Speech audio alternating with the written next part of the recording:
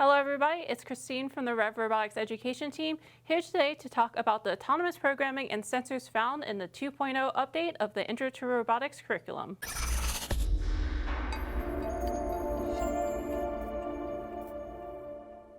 The Intro to Robotics V2 curriculum is intended to pair with the EDU Kit V2. In this kit, you'll find a touch sensor, a color sensor, motors with built-in encoders, and the control hub, which has a built-in IMU.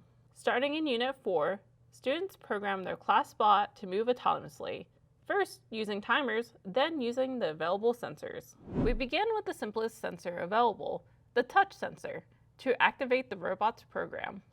Then, it transitions to become a limit switch for the class bot's arm, ensuring it cannot move too far and damage itself. Next, students utilize the encoders built into the core hex and HD hex motors to control how far the robot moves.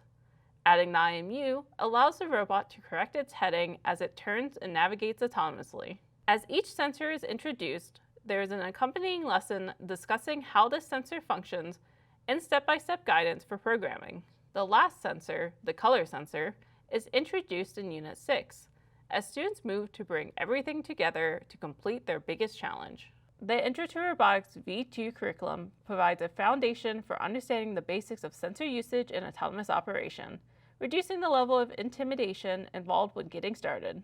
But this is only the beginning. As students refine their skills, they'll be ready to take on greater challenges in the classroom, competition, and beyond. Learn more about our Intro to Robotics V2 curriculum by visiting revrobotics.com/curriculum and filling out our interest form to receive the download completely free.